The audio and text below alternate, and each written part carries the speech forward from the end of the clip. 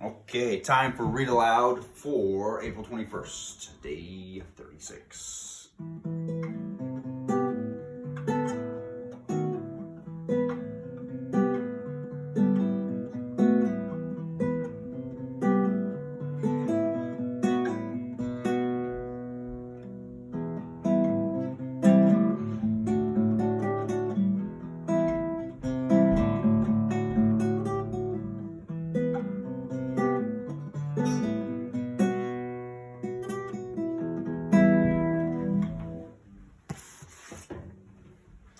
Left you the cliffhanger yesterday, sorry. Let's see where we are.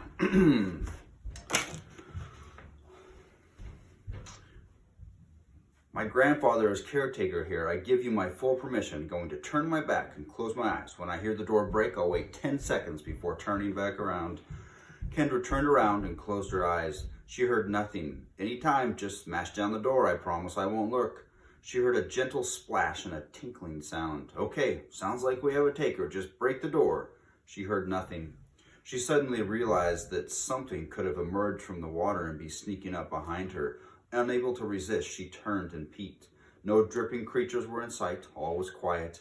There were ripples on the previously glassy pond, and lying on the dock near the boathouse was a key. Kendra rushed down the stairs and picked up the key. It was wet, corroded, and a little slimy. Longer than a regular key, it looked old-fashioned. Wiping it against her shirt, she carried the key to the boathouse and inserted it into the keyhole. It fit perfectly. She turned it and the door swung inward. Kendra shivered. The implications were disturbing. Apparently a naiad had tossed her the key. They wanted her out on the water. With only the moonlight seeping through the door to provide illumination, the boathouse was very dim. Squinting, Kendra could see 3 boats tied to the narrow pier, 2 large rowboats, one slightly broader than the other, and a small paddle boat. The paddle boat was the kind with bicycle pedals. Kendra had once ridden in one at the park with the lake. On one wall hung several oars of varying length. Near the door were a crank and a lever. Kendra tried to turn the crank, but it would not move. She pulled the lever and nothing happened. She tried the crank again, and this time it turned. A sliding door on the opposite side of the boathouse from the dock began to open, letting in more light. Kendra kept cranking, relieved that she'd be able to paddle the boat directly out of the boathouse onto the pond. Standing in the gloom of the boathouse, staring at the open door at the pond, Kendra began to doubt. She felt nauseated with fear. Was she really prepared to go to her death, to have naiads drown her, or to fall victim to a spell protecting a forbidden island? Grandpa and Grandma Sorensen were resourceful. They might have already escaped. She was doing this for nothing? Kendra remembered an occasion 3 years ago at a community pool. She had desperately wanted to jump off the high dive. Her mom had warned her that it was higher than it looked, but nothing could dissuade her. Many kids were jumping off it, several her age or younger. She stood in line at the base of the ladder. When her turn came, she started climbing, amazed at how much higher she seemed with each step. When she arrived at the top, she felt like she was standing on a skyscraper. She wanted to turn back, but all the kids in line would know she was scared. Plus, her parents were watching. She walked forward along the diving board. There was a slight breeze. She wondered if the people on the ground could feel it. When she approached the end of the board, she stared down at the rippling water. She could see all the way to the bottom of the pool. Jumping no longer seemed like a fun thing to do. Realizing that the longer she hesitated, the more attention she would draw, she turned around quickly and descended the ladder, trying to avoid eye contact with the people waiting in line at the bottom.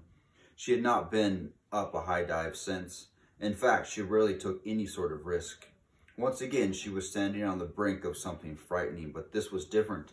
Jumping off a high dive, or riding a roller coaster with multiple loops, or passing a note to Scott Thomas, those were all voluntary thrills.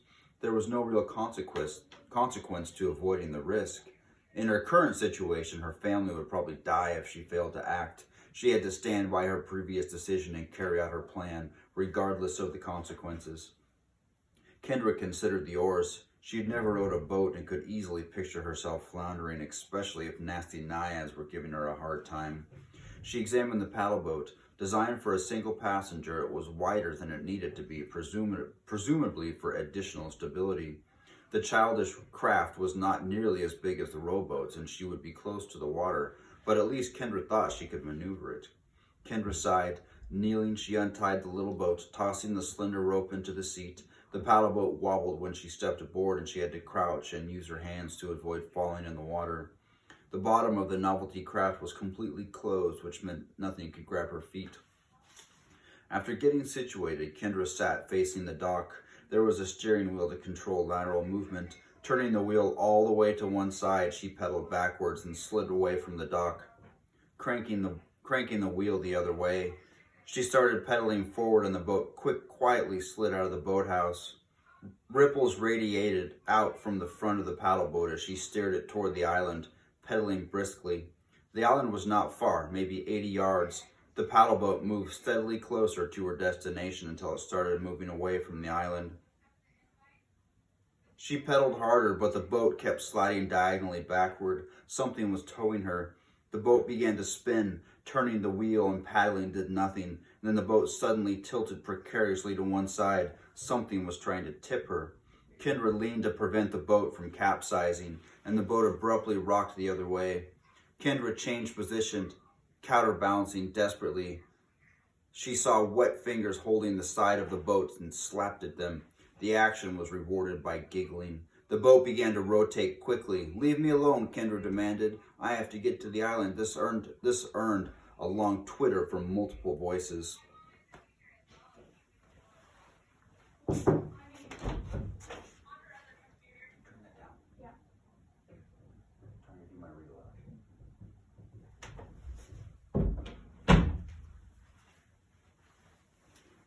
Alright, sorry. I had to tell somebody something. Where was I?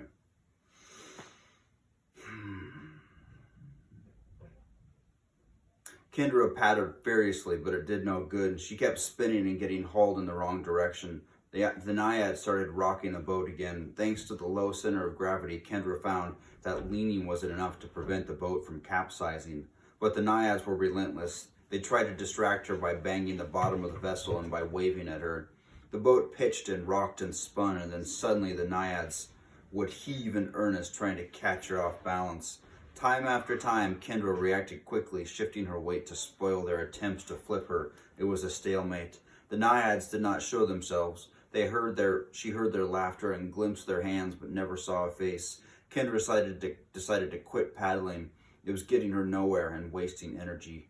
She resolved to exert herself only to keep the boat from tipping. The attempts grew less frequent. She said nothing, made no response to the taunting giggles, ignored the hands on the side of the boat. She simply leaned as needed when they tried to tip the boat. She was getting better at it. They were not able to tilt it as much. The attempt stopped after about a minute of no activity. Kendra started paddling toward the island. Her progress was soon halted. She quit paddling immediately. The Naiads spun her and rocked her some more. She waited. After a minute of tranquility, she paddled again. Again, they pulled her away, but less eagerly. She sensed them giving up, getting bored. On her 8th try using this technique, the Naiads apparently lost interest. The island grew closer, 20 yards, 10 yards. She expected them to stop her at the last moment, and they didn't. The front of her paddle boat scraped against the shore. Everything remained still. The moment of truth had arrived. When she set foot on the island, either she would transform into a cloud of dandelion fluff or drift away, or she wouldn't. Almost indifferent at this point, Kendra leapt out of the boat and landed on the shore. There did not seem to be anything magical or even special about it, and she did not turn into a cloud of seeds. There was, however, a barrage of laughter from behind her. Kendra whirled in time to see her paddle boat drifting away from the island. It was already too late to do anything without jumping into the water. She slapped herself on the forehead with the heel of her hand. The Naiads had not given up. They were trying a different strategy. She had been so distracted by the prospect of becoming dandelion fluff that she had not hauled the boat out of the water as she should have. She could have at least kept a hold of the rope. Well, one more favor to ask the Fairy Queen. The island was not large. It took only about 70 paces for Kendra to walk around the edge of it. Her tour of the perimeter revealed nothing interesting. The shrine was probably near the center. Although the island had no trees, it had many shrubs, many of them taller than Kendra. There were no trails, and pressing them through them was irritating. What would the shrine look like? She pictured a little building, but after crisscrossing the island a few times, she realized there was no such structure. Maybe she had not turned to dandelion seeds because the island was a hoax, or maybe the shrine was no longer here. Either way, she was stranded on a tiny island in the middle of a pond full of creatures who wanted to drown her. What would drowning feel like? Would she actually inhale water or just pass out? Or would the demon get her first? No, she had come this far. She would look again more carefully. Maybe the shrine was something natural, like a special bush or a stump. She walked around the perimeter of the island again, more slowly this time. She noticed a thin trickle of water. It was strange to find a stream, no matter how small, on such a tiny island. She followed the stream toward the center of the island until she found the place where it bubbled out of the ground. There at the source of the spring was a 2-inch tall statue of a fairy, finely carved. It rested on a white pedestal that added a few more inches to the height. A small silver bowl sat in front of it. Of course, fairies were so tiny, it made sense that this shrine would be miniature as well. Kendra fell to her knees beside the spring, directly in front of the small figure. The night was very still. Looking to the sky, Kendra noticed that the eastern horizon was turning purple. Night was coming to an end. All Kendra could think to do was pour her heart out with complete sincerity. Hello, Fairy Queen. Thank you for letting me visit you without changing me into dandelion seeds. Kendra swallowed. She felt weird talking to a diminutive statue. There was nothing regal about it. If you could help me, I really need it. A witch named Muriel is about to set free a demon named Bahamut. The witch has my grandpa and grandma Sorensen prisoner, along with my brother Seth and my friend Lena. If that demon gets out, it will wreck this whole preserve, and there is no way I can stop it from happening without your help. Please, I really love my family, and if I don't do something, that demon is going to... The reality of what she was saying hit her like a great weight and spilled out as tears. For the first time, the fact that Seth was going to die fully entered her mind.